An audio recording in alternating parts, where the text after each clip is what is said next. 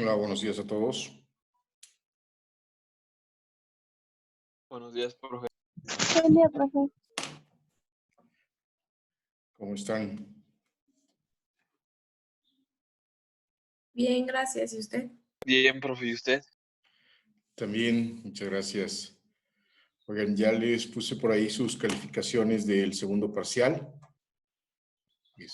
Si alguien tiene alguna duda sobre o acerca de su examen, algún comentario, por favor, adelante. A ver, deme un segundo, profe. Ok. No puso el total, ¿verdad, profe? Ya está la calificación del parcial. Me faltó, ahorita que hablas de eso, ponerlos.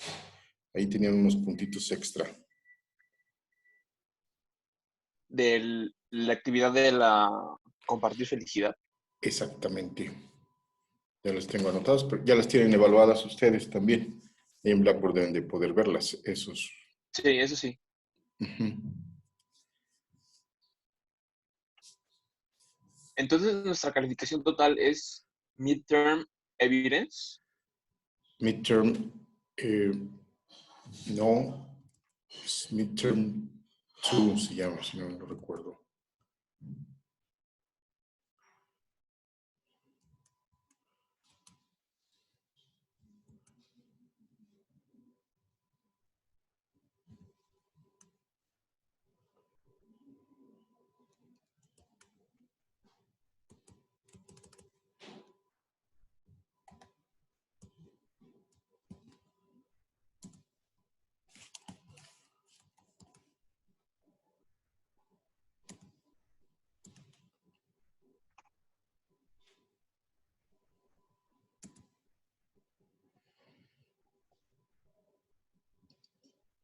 Profe, creo que no está activada la calificación final. A ver, estoy entrando al Blackboard, permíteme. Sí, gracias. Profe, si tengo duda con un ejercicio del examen, ¿se puede revisar? Sí, claro. Profe, yo igual tengo duda con un ejercicio. Sí, de una vez lo revisamos, permítanme. Nada más déjenme ver que puedan ver su calificación. Okay.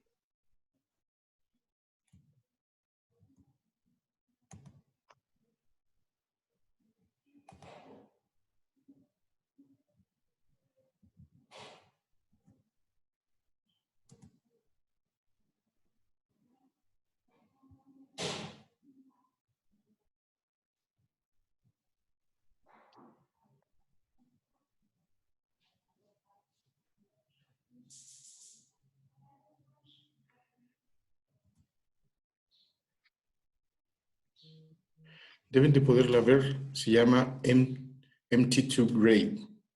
Sí, creo que está en Grades. Ajá. Sí, sí aparece. Ok. Profe, ahí ya Sí. consideró los puntos de lo de felicidad. No, No, es lo ¿verdad? que les comentaba ahorita que se me pasó ahí.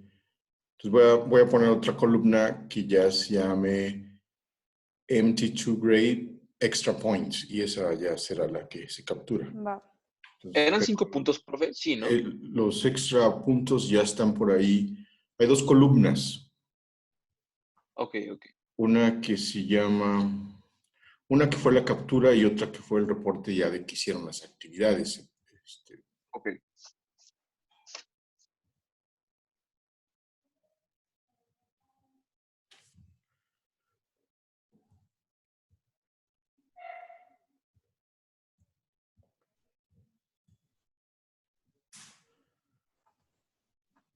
Ok, ¿les parece si al finalizar de la clase nos quedamos los que tienen dudas sobre algún Profe, aspecto es de que la calificación? Sí, dime. En yo caso de que tengo tengamos clase clase. después, Ok. entonces no podría.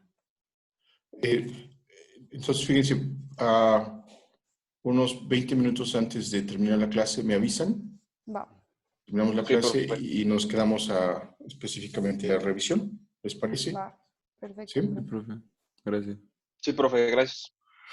Ok, excelente. Muy bien. Les puse ahí, lamentablemente no pude estar para la sesión de clase del jueves pasado. Les puse primero una pequeña presentación, mini resumen, de introducción a la solución de ecuaciones diferenciales de segundo orden, que es en lo que nos vamos a centrar ya en esta parte final del curso. Este tipo de ecuaciones, ustedes ya las saben resolver. Utilizando el método de transformada de Laplace, pueden resolver cualquier ecuación, bueno, casi cualquier ecuación de segundo orden. ¿Y por qué les digo casi? Si se fijaron en la lectura de la presentación que les puse, lo primero que se establece es la forma general de una ecuación diferencial de segundo orden. Y en la forma general, cada coeficiente puede ser una función del tiempo o una función de la variable independiente en general. Cada coeficiente. A eso se le llama coeficientes no constantes. Pues resolver una ecuación de segundo orden no homogénea con coeficientes no constantes, aunque sea lineal, sí puede resultar un tanto complicado. Entonces, en la gran mayoría de libros de texto y a nivel universitario, lo que se hace es, pues, revisar un caso específico, que es, vamos a suponer que los coeficientes no son funciones, vamos a suponer que son valores constantes. Entonces, en esta parte del curso nos vamos a centrar en la solución de ecuaciones de segundo orden lineales con coeficientes constantes.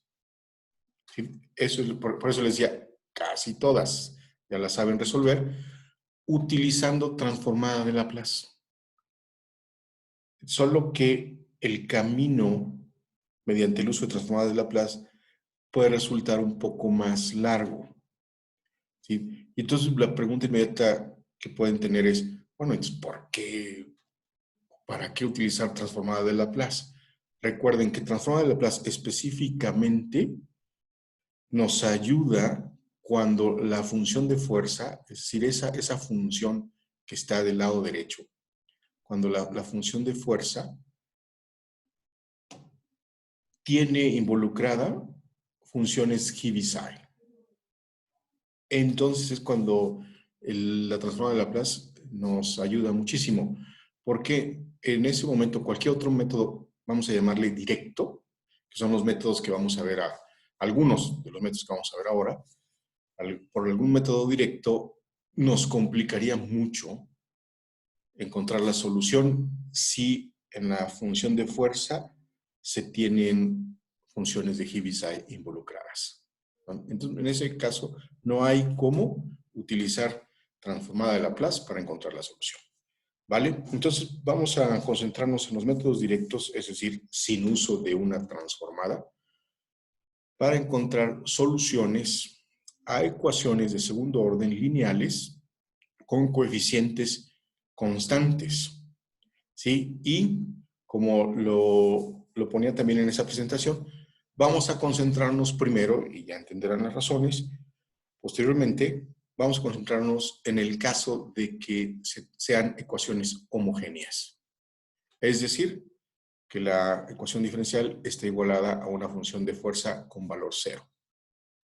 Entonces, nos vamos a concentrar primero en ecuaciones homogéneas y después ya resolveremos las ecuaciones no homogéneas. Y la razón es la siguiente. En la solución de ecuaciones no homogéneas, requerimos la solución de la homogénea. ¿Ok? Por esa razón empezamos así, resolviendo ecuaciones homogéneas. Ahora, ya nos concentramos en este tipo de ecuaciones homogéneas con coeficientes constantes y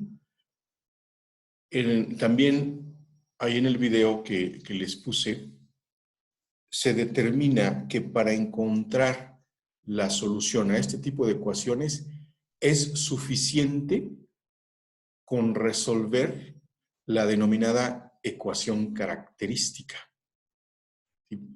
En el video se demuestra por qué es suficiente. Y la ecuación característica es muy simple, es un polinomio de segundo orden en este caso, cuyos coeficientes de ese polinomio de segundo orden resultan ser los coeficientes de la ODE, ¿sí? De la ecuación diferencial original, ¿sí? Escrita en su forma general. Y voy a poner por aquí un ejemplo, permítanme.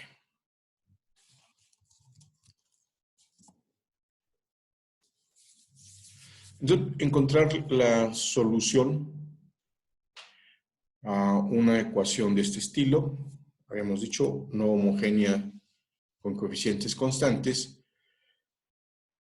se reduce a encontrar la solución a la ecuación característica.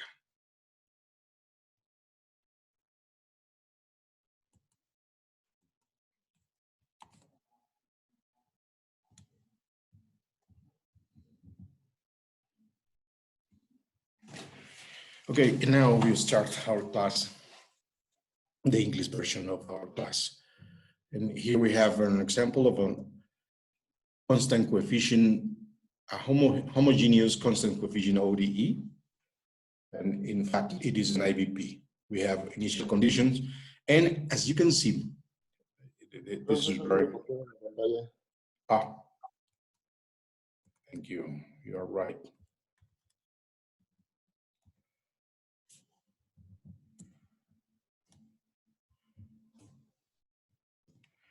There you are.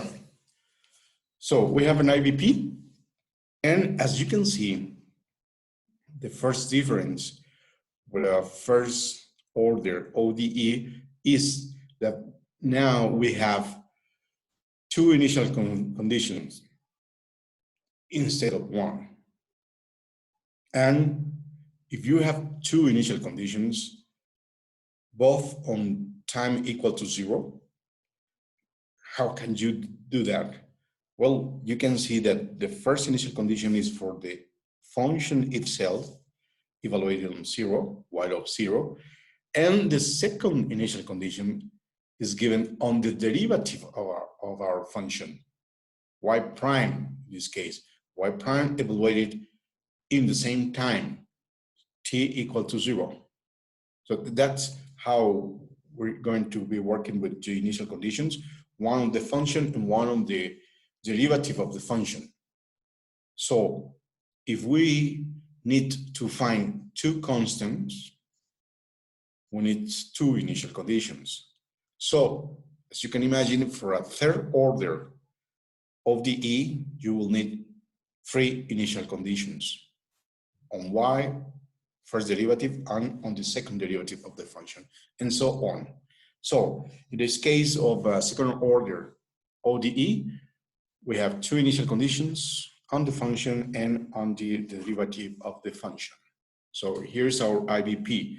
And as you can see, we have second order linear constant coefficients ODE. And now let's write the associate characteristic equation.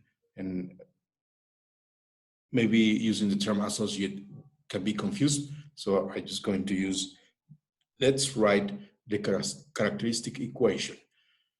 So that's the first step in finding the solution. And what is the characteristic equation? We need to find the coefficients. In this case, the coefficient for y prime is 1.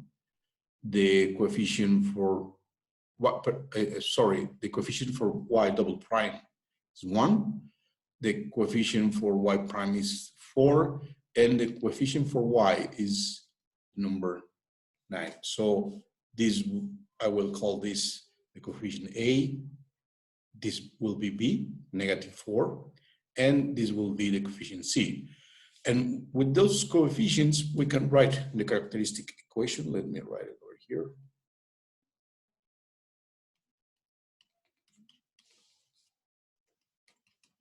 So the characteristic equation is written using those coefficients, A, and here we have, here we will have a variable, let's call that variable R, AR squared plus BR plus C. And that's how we will write the characteristic equation. In this case, we know that this coefficient is 1, so R squared plus the coefficient B, which is -4 times R, plus this coefficient C, which is 9, and that's it. So this is the first step. Step number 1, to write down the characteristic equation. And once we have the characteristic equation, we just solve it. We just need to find the value for this R, which is the variable. And in this case, we can use any method in order to find the solution. We can use the general formula, or we can try to factorize. In this case, we need to find two numbers whose product is 9 and two numbers whose addition is -4. And as this coefficient is 1, we write down the two factors this way. R times R will give us R squared, and the two numbers whose product is 9 and whose addition is -4. Can you think about two of those numbers?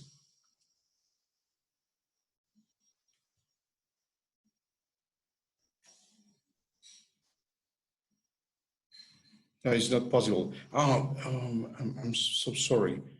We will not have real solutions. So we're not able to find those two numbers. So maybe we can use general formula in order to find those two numbers.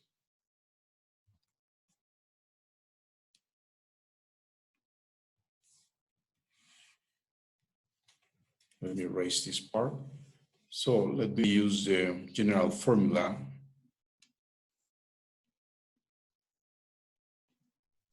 So using the general formula, we can write the solution as -b, which is just 4, plus minus square root of b squared minus 4 times a times c, which is 9. All of them divided by 2 times a. And then we will have the solution as square root of 16 minus 4 times 9 is equal to 36. So we have 16 minus 36 is equal to -20 divided by 2. And square root of -20 can be written as 2 times square root of -5. But as you can remember, in order to get the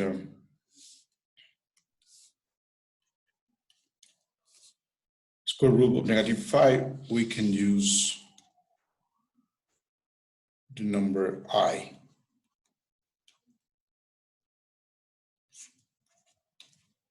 So our solution, our two solutions, because we are dealing with a second order polynomial, our two solutions will be 2 plus minus I square root of 5.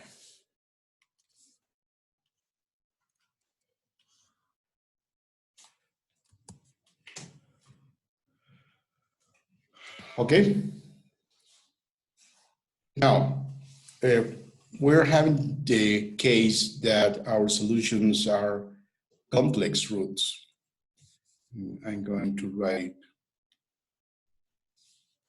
that over here.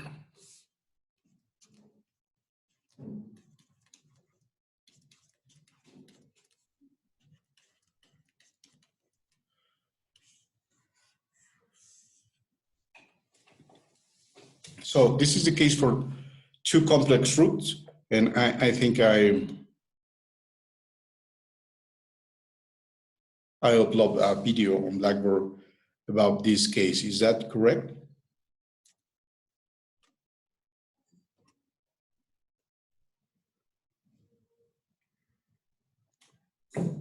That's a question. Do you have on Blackboard, do you have the video with the case of having two complex roots for our characteristic equation?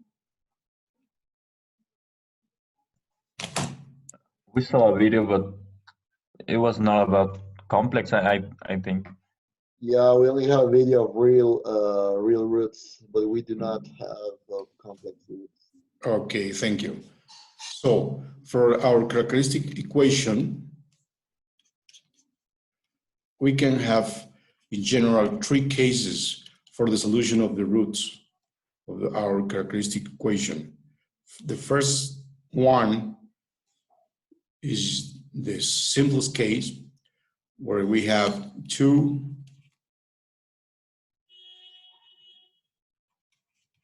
real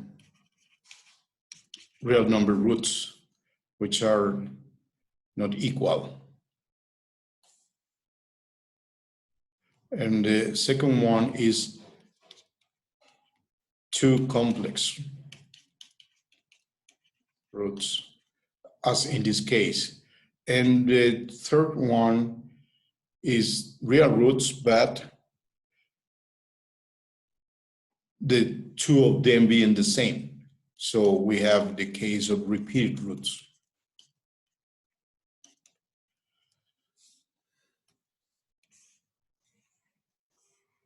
So these are the three cases that we can find in the solution for the characteristic equation. Okay, so this example belongs to the second case. Okay, so let me work first with this case that you already know how to solve, and then we're dealing with this case of having two complex roots, right? So let me work with another example.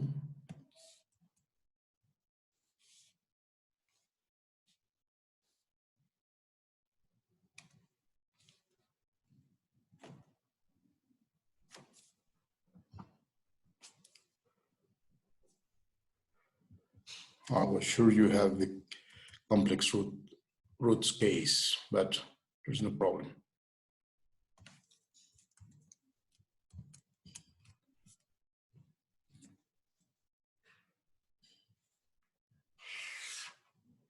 So here's another example. And as in the first case, in the first example, let's write down the characteristic equation. And as you can see, the coefficient A is equal to 1, the coefficient B is equal to 11, and the coefficient C is equal to 24. So characteristic equation will be 1 times R squared plus B times R plus C. And there we have our characteristic equation. So let's try to find the solution to this second order polynomial using factorization. So we can have two factors. And now let's find two numbers whose product is 24, like 8 and 3, and whose addition is 11, and 8 plus 3 is 11, by the way. So the two roots in this case are -8 and -3. So the second step is, once we have the solutions, and I'm going to write a note over here, these are just the solutions for the characteristic equation. And remember, the characteristic equation belongs to the ODE. So it will be the characteristic equation of the ODE. And how can we use these solutions for the characteristic equation of the ODE? Well, that's a demonstration you have already seen on the video. You can establish the general solution for the ODE, and the general solution can be written as y of t, which is the solution for our ODE, can be written as a constant, let's call that constant C1, times e to the R1t, where R1 is one of the solutions for the characteristic equation, and R2 is the second solution of the characteristic equation. Remember that we're working now with the first case, which is two real numbers, two different real numbers as solution. So we have a second term, which will be C2 times e to the R2t. So once we have R1 and R2, we can write this solution. So we have e to the negative 8t plus C2 e to the negative 3t. And this is the general solution. Why general? Because we have two unknown constants, C1 and C2. But as we are given initial condition, this is an IVP, we can find the value for those constants in order to get the particular solution. So we need to apply the two initial conditions. Remember, the first initial condition is given on the function itself, but the second initial condition is given on the derivative of the function. So we better take the derivative of the function. So we need to find the derivative of the function in order to apply the second initial condition in order to find the second constant, okay? So the derivative of the first term is quite simple in this case. It's just negative a times C1 times e to the negative 8e plus the derivative of the second term, which we have a negative sign over here, which is negative 3 times C2 times e to the negative 3. And that's it. That's the derivative of the function. Now, just let's apply the values for the initial condition. And the first initial condition is on the function itself, evaluated on time equal to 0. And that will be, let me see, equal to 0. Y of 0 is equal to 0, and y prime is equal to negative 7.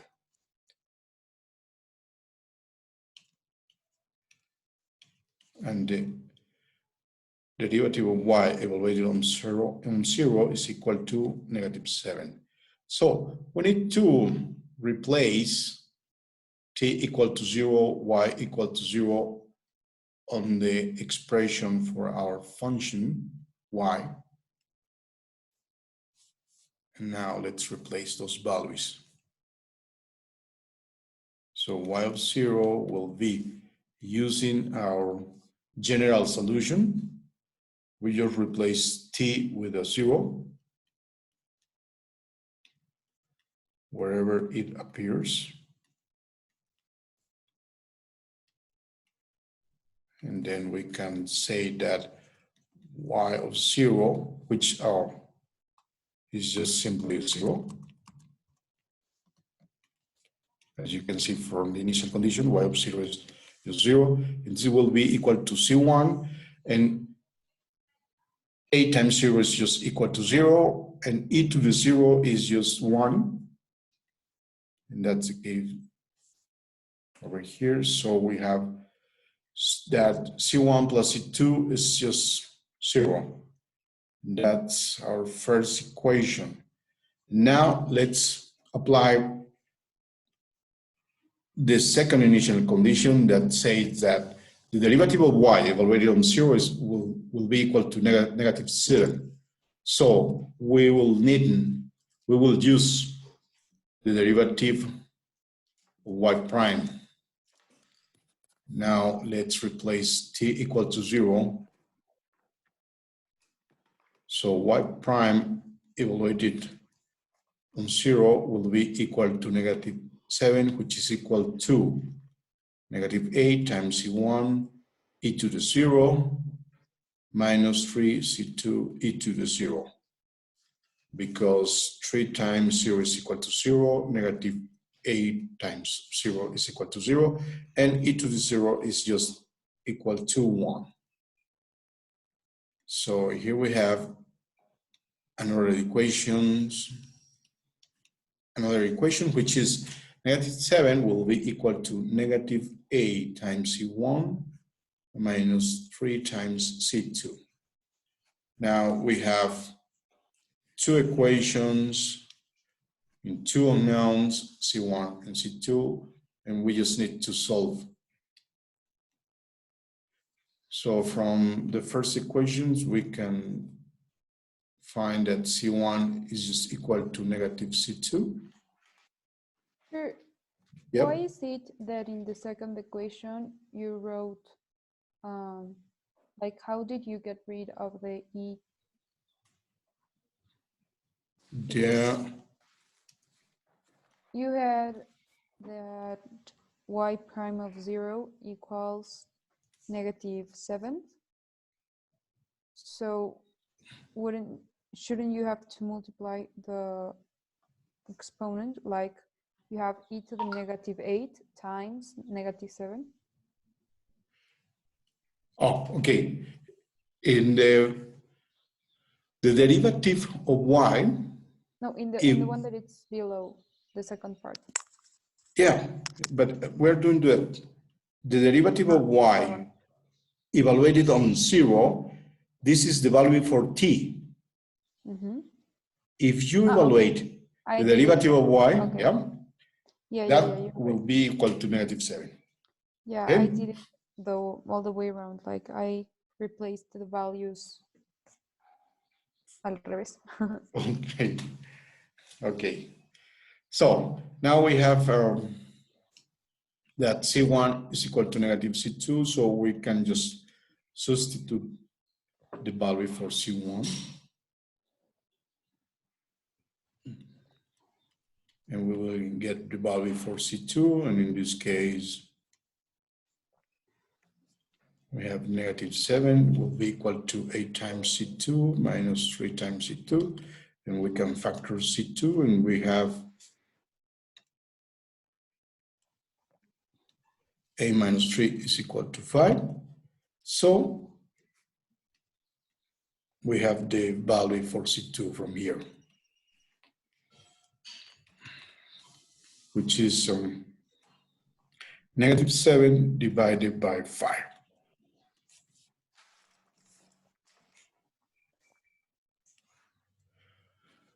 And the value for C1, as we established, that C1 is equal to negative C2. C1 is equal to 7 over 5. And now that we have the value for our two constants, we can use the general solution to write the particular solution, which will be written as y of t will be C1, which is 7 over 5, times e to the negative 8t minus 7 over 5 times e to the negative 7 or negative 3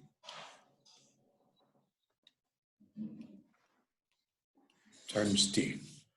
And here is our particular solution. And there you have. This is the solution for our IVP. Remember that whenever we have an IVP, we need to find a particular solution because we're dealing with initial conditions. And this is the general procedure to find the solution whenever we have two distinct real roots for the characteristic equation. That's how we generate the solution from the roots of the characteristic equation. So quite simple, right? And remember, you can get this solution if you use the Laplace transform technique, but maybe it could be larger to use the Laplace transform technique. So any question?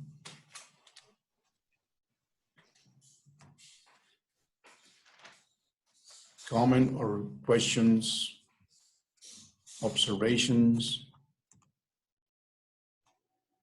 No, teacher. No, teacher. Okay. So let's work with another example.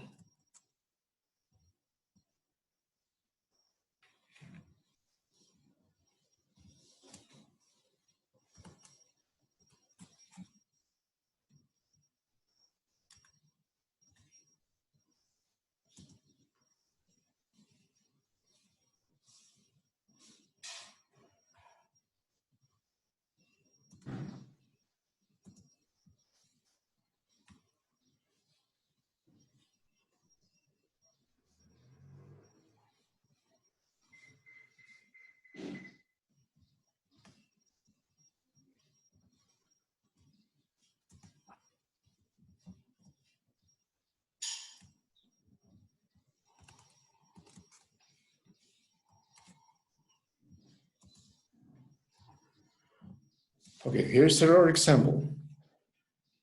So first step is to write the characteristic equation for the given ODE, which, as you can see, it has constant coefficients and it is a second order linear ODE. So let's write down the characteristic equation. In this case, the coefficient A is equal to 4. The coefficient B is equal to -5. And the coefficient C is equal to 0. There's no coefficient Z. Can you see that? So the characteristic equation will be A times R squared plus B, which is -5, times R plus C, which is 0. So we don't write any term. And that will be equal to 0.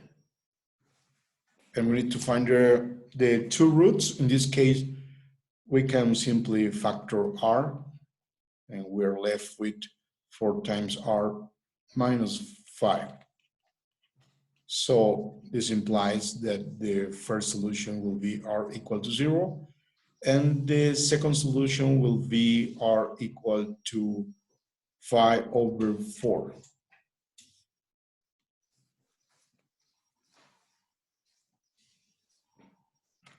Okay, and from here we can write down our solution, which will be y of t equal to C1 times e to, this is R1 and this is R2. R1, I'm going to write R1 here, times t plus C2 times e to 5 times t/4. So our general solution is just C1, this will be 1, e to the 0 is 1, will be C1 plus C2 e to the 5 times t divided by 4. And that's the general solution. Pretty easy to get the general solution. So maybe the hardest problem is to try to factorize the characteristic equation in order to find the two solutions. But remember, you can always, as it is a general second order polynomial, you can use the general formula. Always you can do that. So this is general solution. Now we need to find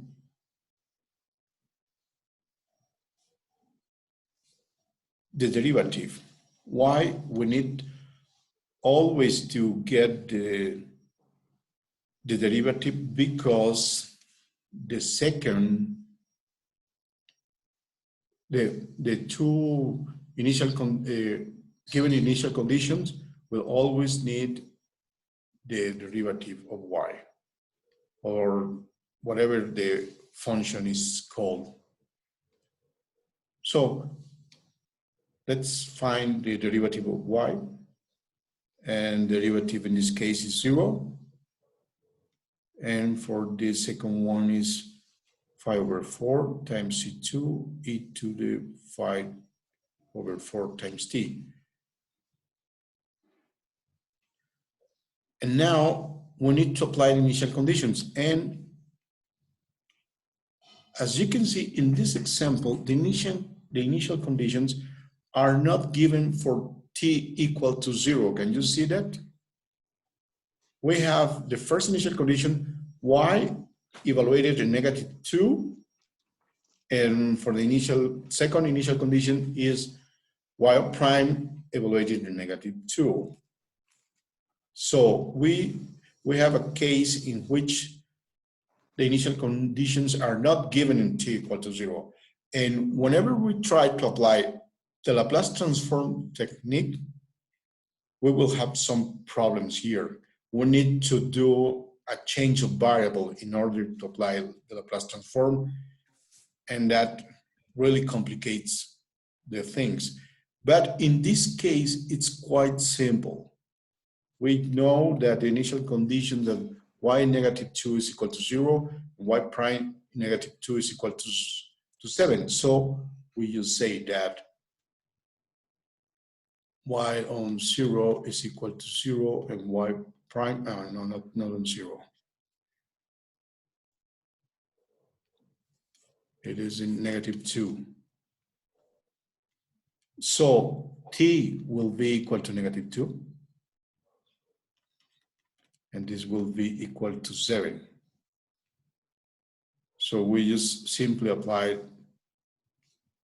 those conditions, and we say that 0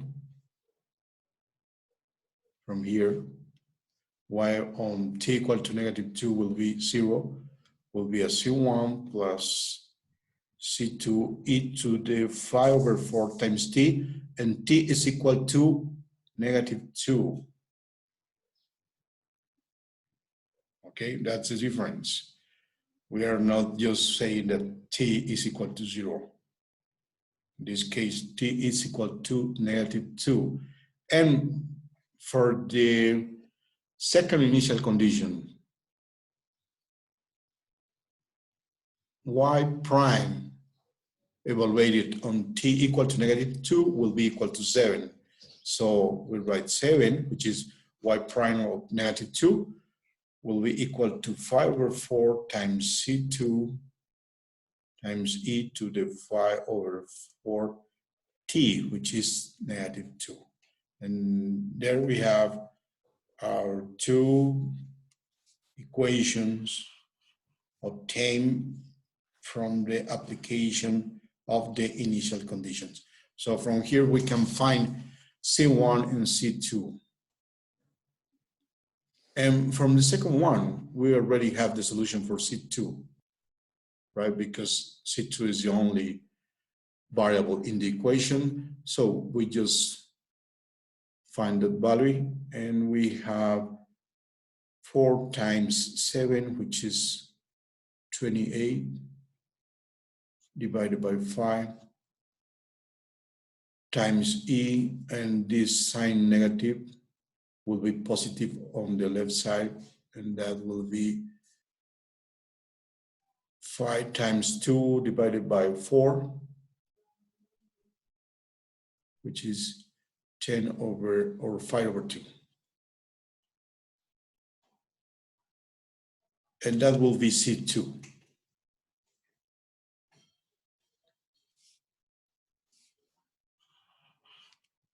Is that correct?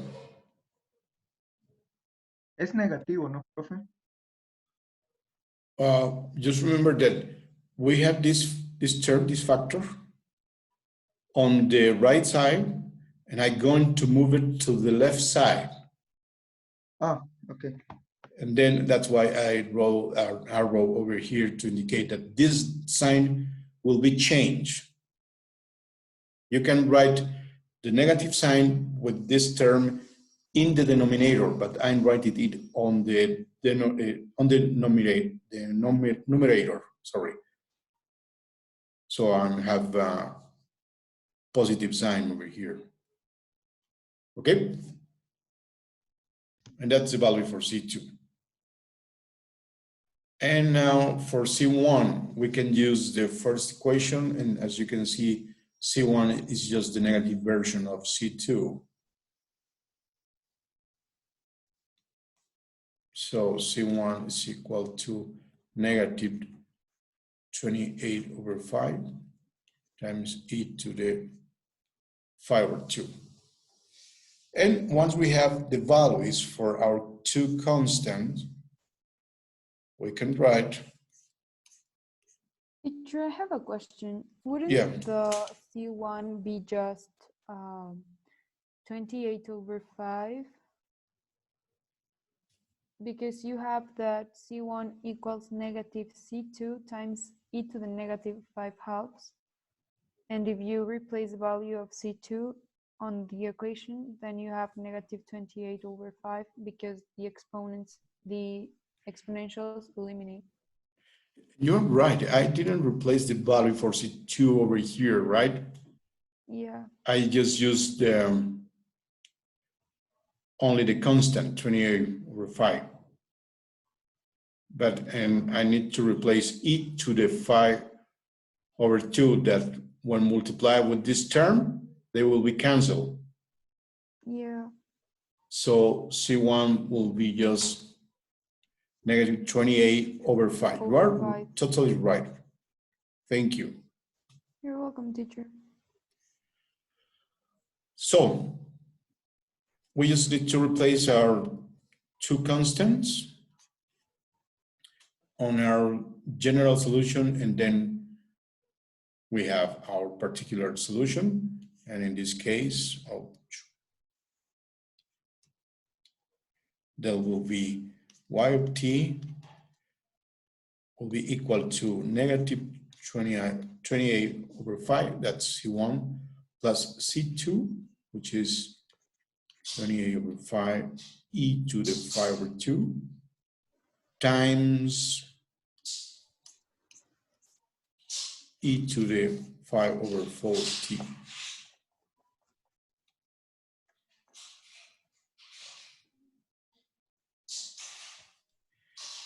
And this is our particular solution, and maybe we can simplify the things. And we can write something like negative 1 plus, and how do we simplify this? We will just have 5 over 2 plus 5 over 4t. And maybe we can factor the 5 over 2.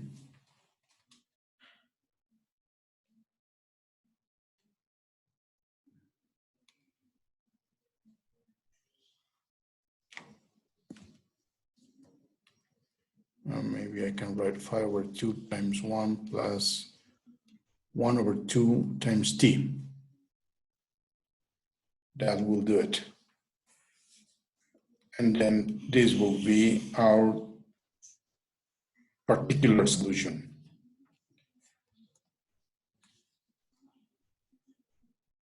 Okay, any question?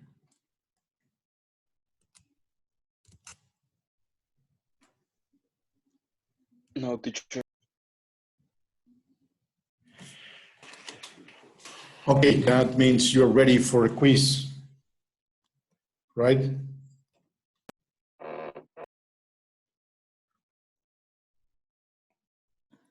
I'm just kidding.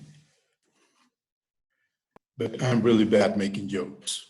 Don't worry. Okay. Okay, so these two cases that I have used as an example have been quite simple. This last example specifically was given to show you that the initial conditions not always can be given on time equal to 0. The time for the initial condition depends on the physical problem you are trying to model through the use of differential equations.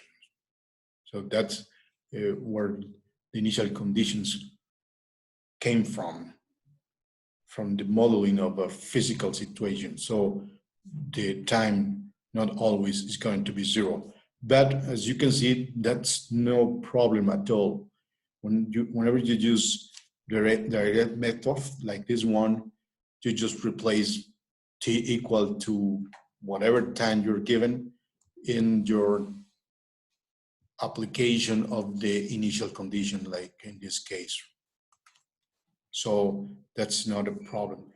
But the only thing you need to take care of is you never use t equal to 0 as a rule, because not always the initial conditions are given for t equal to 0. That's just a very important point to remember.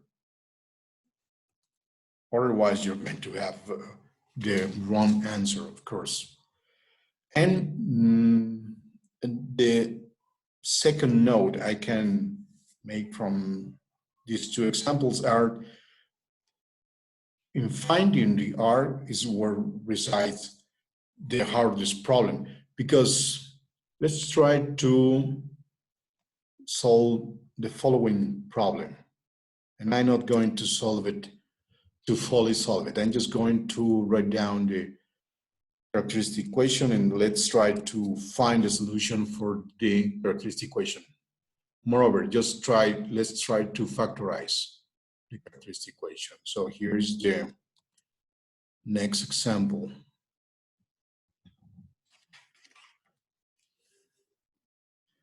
So in this case, the characteristic equation is just 3r squared plus 2r minus 8.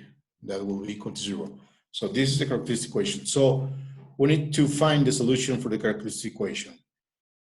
First of all, we can try to factorize. And in this case, it's not as simple as writing r as the first term in the factors, because r times r is r squared. But in this case, we have 3 times r squared. So somehow we need to have a 3 over here. And then the method is more complex than just finding two numbers whose product is -8 and whose addition is 2. You need to use another method in order to find those 4 numbers. In this case, this factorization in general will be AR plus B times CR plus D. So in this case, we need to find 4 numbers that satisfies that the product of these 2 factors will give you this result. Teacher, wouldn't it be 3, 1, 4, and 2? 3, 1, 4, and 2. Yeah, and the 3, 1, 4 over here. No, 3r minus 4 and r plus 2.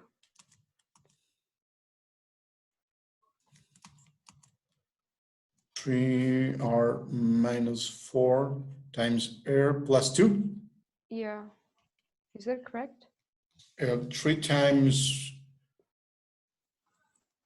2 is 6r, and negative 4 times r is negative 4r, and 6 minus 4 is 2, and that's correct. And negative 4 times 2 is negative a, and that's the right solution. Now, the simple question is, how did you arrive to this solution? With the factoring method. And Like what one is that is called, I think it's called scissors or something like that. Like you the little look for- scissors, right? You look for 2 factors for the first term and 2 factors for the last term. You need to have the factors of the first 2 terms and the factors of the factors, yeah, of the first 2 terms and the 2 factors of the second term. All of them, and then you have to somehow do all the possible combinations in order to get the correct solution. Right. And where did that method come from? It comes from doing this algebra. If we multiply AR times CR, we have this factor, then AR times D, and then B times CR, and then BD. This has to be equal to 0. And comparing, and is that correct? No, we have a square over here. ACR square, ADR, BCR. And comparing this, and I'm going to factor this term. Comparing this equation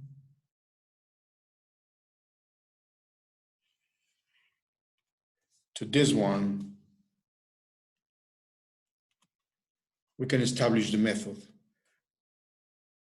From this, we can see that A times C has to be equal to 3.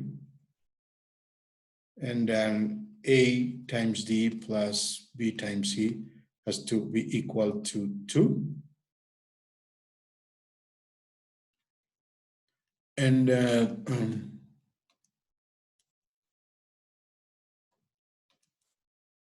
B times D has to be equal to negative A. So we need to find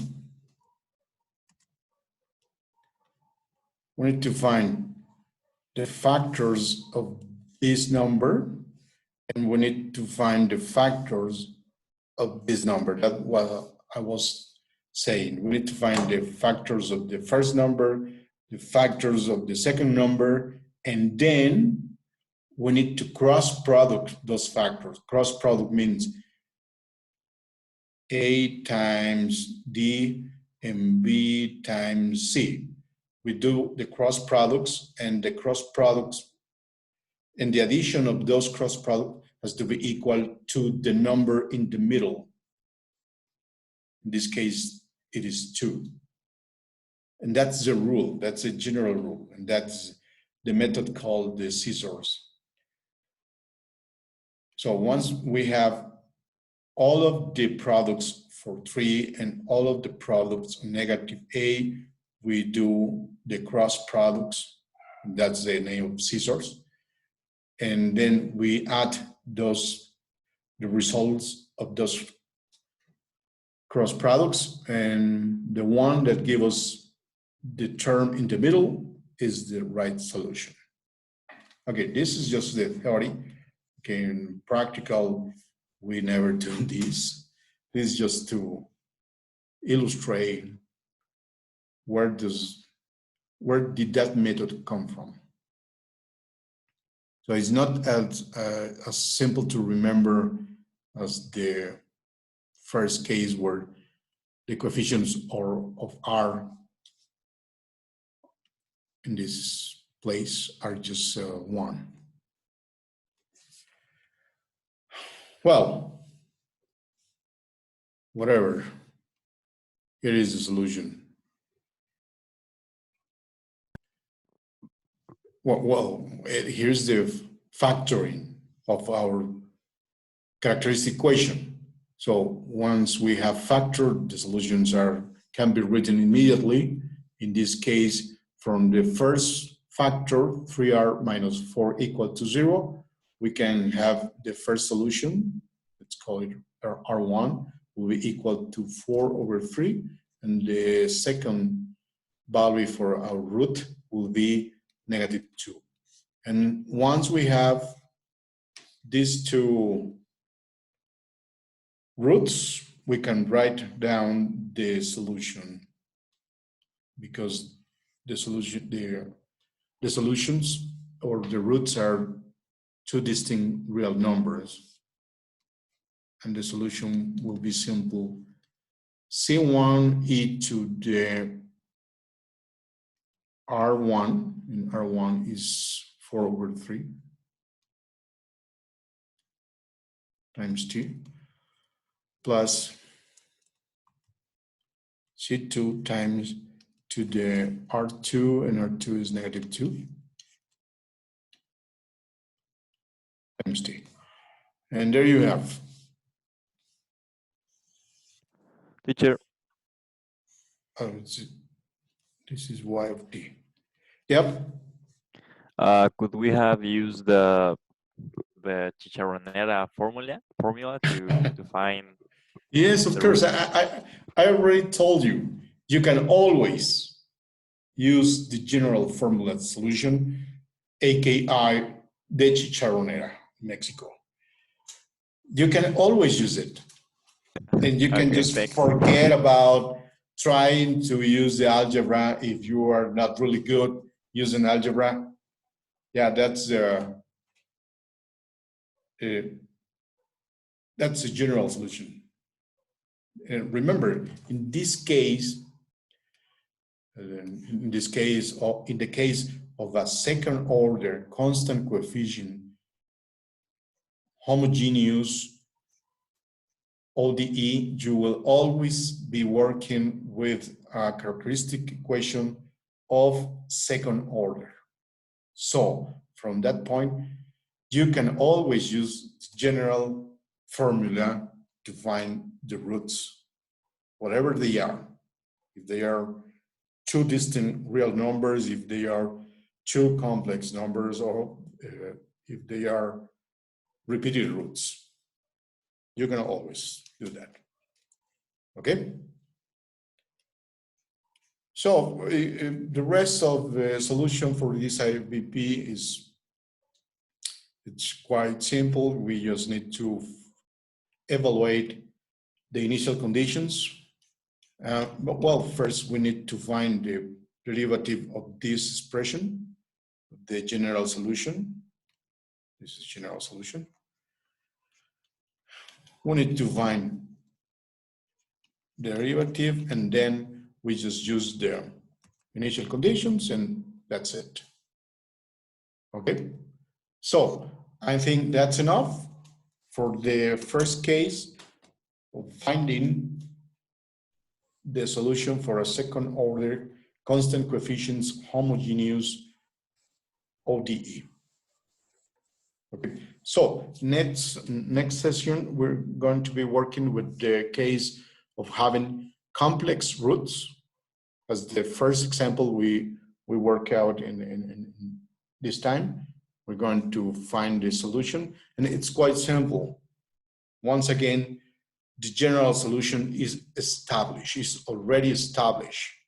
So you just need to find the two complex solutions, and then you're done. You just replace those values on the general form of the solution, and then you find the values for the two involved constants. That's it. So the direct methods are real simple to use. Okay, so that's it for today. And let me work with the students that have questions or doubts about the midterm exam. So good to see Teacher, you. I have one question. Yep. Regarding the exam. We had one question in the exam. In my case, it was the first question. It was about the one that required you to use sine and cosine. I don't know if you remember that question, but I had it incorrect in the exam, and I don't really know why. Profe, ¿no quiere dejar de grabar la clase y ya, para que el video no salga todo esto?